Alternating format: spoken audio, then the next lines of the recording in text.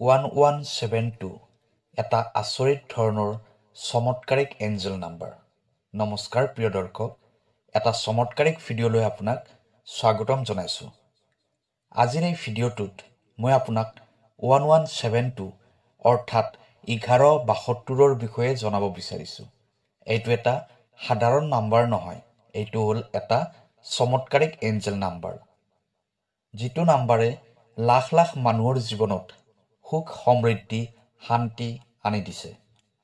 ইয়াৰ যিটো ৰিজাল্ট পোৱা যায়, যিটো ফলাফল পোৱা যায়, সেইটো আচৰিত ধৰণৰ হয়। আপুনি বিশ্বাস নকৰিব পাৰে, এটা সাধাৰণ এঞ্জেল নাম্বাৰে মানুহৰ জীৱনত ইমান প্ৰভাৱ পেলাব পাৰেনে?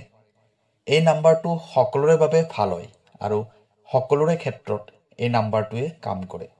যদি আপুনি আপোনাৰ জীৱনত বহুত অশান্তি অনুভৱ কৰি আছে, সকলো ক্ষেত্ৰতে আপুনি হতাশা অনুভৱ কৰে, টকা পইচাৰ অভাৱে আপোনাক বাৰে বাৰে আমনি দি আছে, বাৰে বাৰে আপোনাক সমস্যাত পেলাই আছে, বহুত দিনৰ পৰা আপুনি কিবা এটা কামত লাগি আছে, কিন্তু কামটো আপোনাৰ হৈ উঠা নাই, নাইবা আপুনি জীৱনত যিটো বস্তু বিচাৰি আছে সেই বস্তুটো আপুনি পোৱা নাই, বহুত চেষ্টা কৰাৰ পিছতো আপুনি সেই বস্তুটো লাভ কৰা নাই।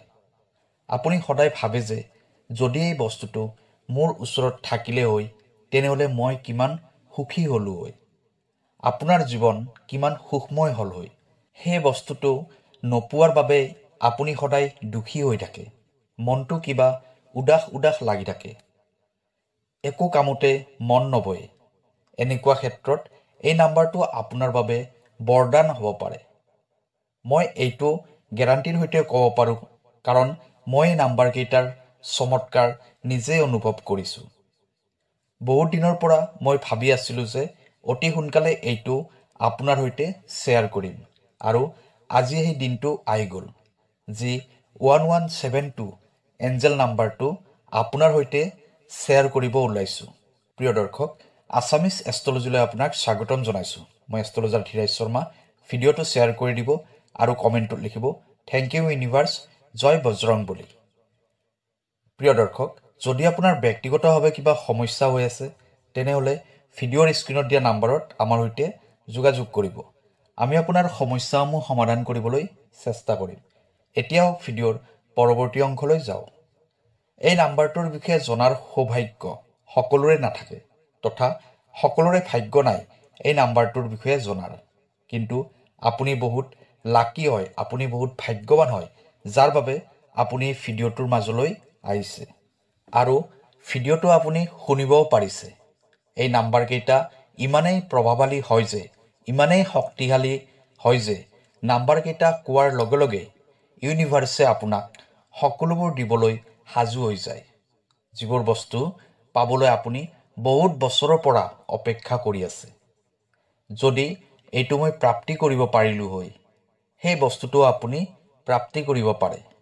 এইটো মই এনেই কোৱা নাই, এইটো মই নিজেই অনুভৱ কৰিছোঁ। মই নিজেই এই নাম্বাৰটো ট্ৰাই কৰি চাইছোঁ, সেইবাবে এই নাম্বাৰটোৰ বিষয়ে আপোনাক ক'বলৈ পাৰিছোঁ। ইয়াৰ দ্বাৰা বহুত বস্তু মই মোৰ জীৱনত প্ৰাপ্তি কৰিছোঁ, আৰু মই বিচাৰোঁ যে সকলোৱে ইয়াৰ লাভ প্ৰাপ্তি কৰক আৰু নিজৰ জীৱনটো সুখ সমৃদ্ধিৰে ভৰাই তোলক। 1172 আপোনাৰ সকলোবোৰ ইচ্ছা পূৰ্ণ কৰিব। ইয়াত মাত্ৰ এটাই চৰ্ত আছে যে আপোনাৰ বিশ্বাস, আপোনাৰ সম্পূৰ্ণ শ্ৰদ্ধা ভক্তি থাকিব লাগিব। যেতিয়া আপুনি সম্পূৰ্ণ বিশ্বাসেৰে এইটো কৰিব, তেতিয়াহে আপোনাৰ মনোবাঞ্ছিত ইচ্ছা পূৰ্ণ হ'ব। অৰ্থাৎ আপুনি মনত যে কামনা কৰি আছে, সেইটো আপোনাৰ পূৰ্ণ হ'ব। আপুনি সম্পূৰ্ণ বিশ্বাস ৰাখক যে এই নাম্বাৰটোৱে মোৰ বাবে কাম কৰিবই। য'ত বিশ্বাস নাথাকে তাত একো কামেই নহয়। সেয়েহে এইটো বহুত প্ৰয়োজনীয় যে আপুনি সম্পূৰ্ণ শ্ৰদ্ধা ভক্তি বিশ্বাসেৰে এইটো কৰক। আপুনি মানি লওক যে আপোনাৰ কাম হৈ গ'ল। এইটো আপুনি কেনেকৈ ব্যৱহাৰ কৰিব আহক জানি লওঁ। সাধাৰণতে এইটো ব্যৱহাৰ কৰাৰ বহুত ধৰণৰ পদ্ধতি আছে, কিন্তু মই যিটো পদ্ধতিৰ কথা ক'ম, সেই ধৰণে আপুনি কৰিলে আপোনাৰ ইচ্ছা অতি সোনকালে পূৰ্ণ হ'ব। আপুনি এখন বগা কাগজ ল'ব, কাগজখন প্লেন বগা কাগজ হ'ব লাগিব লগতে এটা কলম ল'ব কলমটো আপুনি যিকোনো ৰঙৰ ল'ব পাৰে ৰেড ব্লু গ্ৰীণ কিন্তু ব্লেক কালাৰৰ কলম ব্যৱহাৰ নকৰিব এতিয়া কাগজখনত আপুনি আপোনাৰ উইচবোৰ লিখিব লাগিব যিবোৰ ইচ্ছা আপুনি ভগৱান তথা ইউনিভাৰ্ছৰ পৰা পূৰ্ণ কৰিব বিচাৰে আপুনি এনেকৈ লিখিব লাগিব যে আপোনাৰ উইচবোৰ যেন পূৰ্ণ হৈ গৈছে যেনে ধৰক আপুনি ঘৰ এটা বনাব বিচাৰিছে আপুনি লিখিব লাগিব মই ঘৰটো বনালো মই গাড়ী কিনিলো মই মাটি কিনিলো মোৰ চাকৰি হৈ গ'ল যিবোৰ আপোনাৰ উইচ আছে সেই উইচবোৰ এনেকৈ প্ৰেজেন্ট টেন্সত লিখিব লাগিব আৰু উইচবোৰ লিখা হোৱাৰ পিছত তলত আপুনি লিখিব লাগিব thank you universe thank you universe thank you universe এনেকৈ তিনিবাৰ লিখিব লাগিব আৰু তাৰ তলতে আপুনি এই এঞ্জেল নাম্বাৰটো লিখিব লাগিব 1172 আৰু তাৰ তলত লিখিব লাগিব জয় বজৰংবলী সম্পূৰ্ণ বিশ্বাসেৰে আপুনি এই কামখিনি কৰিব লাগিব মই আকৌ আপোনাক এবাৰ ৰিপিট কৰি কৈ আছো আপুনি সকলোতকৈ প্ৰথমে এখন প্লেন হোৱাইট পেপাৰ ল'ব লাগিব নিজৰ উইচবোৰ কাগজখনত লিখিব কলা ৰঙৰ কলম ব্যৱহাৰ নকৰিব ইচ্ছাবোৰ আপুনি এনেকৈ লিখিব লাগিব যেন সেই ইচ্ছাবোৰ আপোনাৰ পূৰ্ণ হৈ গৈছে অৰ্থাৎ প্ৰেজেন্ট টেন্সত লিখিব লাগিব তাৰ পিছত সেইখিনিৰ তলত তিনিবাৰ থেংক ইউ ইউনিভাৰ্ছ লিখিব লাগিব তাৰ তলত আপুনি 1172 লিখিব তাৰ তলত লিখিব জয় বজৰংবলী এইখিনি কৰাৰ পিছত আপুনি কাগজখন ফল্ড কৰি দিব ফল্ড কৰাৰ পিছত অৰ্থাৎ ভাইজ কৰি দিব ভাইজ কৰাৰ পিছত কাগজখন গাৰুৰ তলত লৈ শুই যাব যদি আপুনি গাৰুৰ তলত ৰাখিব নিবিচাৰে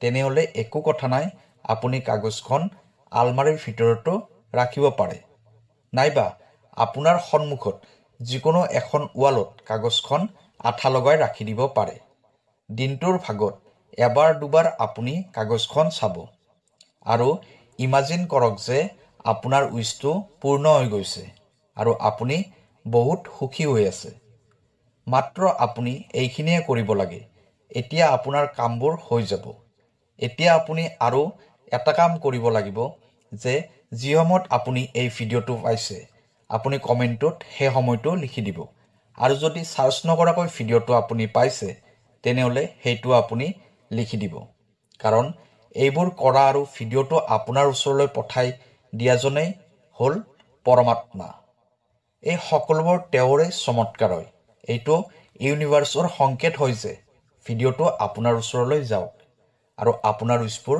পূৰ্ণ হওক মোৰ সম্পূৰ্ণ বিশ্বাস আছে পৰমাত্মাৰ ওচৰত সম্পূৰ্ণ ভৰসা আছে এইদৰে আপোনাৰ উইচবোৰ পূৰ্ণ হৈ যাব আপুনি মাত্ৰ এবাৰ এইটো উপায় কৰক আপোনাৰ ইচ্ছা নিশ্চয় পূৰ্ণ হ'ব কেৱল সম্পূৰ্ণ শ্ৰদ্ধা ভক্তি বিশ্বাসেৰে আপুনি এই উপায়টো কৰিব যে আপোনাৰ ইচ্ছাবোৰ পূৰ্ণ হৈ গৈছে আৰু কামবোৰ পূৰ্ণ হৈ গৈছে প্ৰিয় দৰ্শক যদি আপোনাৰ এই ভিডিঅ'টো ভাল লাগিছে তেনেহলে আপোনাৰ চিনাকি সকলোকে শ্বেয়াৰ কৰি দিয়ক যাতে 1172 লাভ সকলোৱে প্ৰাপ্তি কৰিব পাৰে কাইলৈ আকৌ লগ পাম ধন্যবাদ